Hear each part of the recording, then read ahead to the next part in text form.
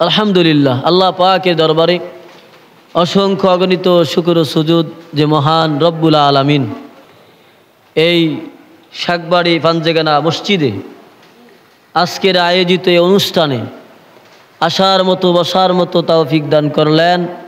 এজন্য আমরা সকলে শুকরিয়া তান বলি আলহামদুলিল্লাহ।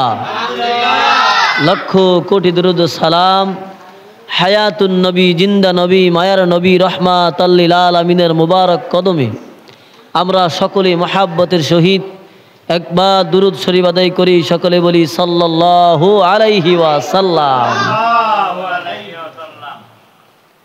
সম্মানিত মুসল্লিগণ, মুরব্বী বাবাজিরা, যুবক বন্ধুরা, আপনারা সবাই কেমন আছেন? আলহামদুলিল্লাহ, আমিও ভালো আছি। আল্লাহ পাক আমাদের সবাইকে হাল হাকিকতে আল্লাহ তাআলার উপর রাজি খুশি থাকার মতো সেই তৌফিক দান করুক, বলেন আমিন। প্যারা হাজিরিন,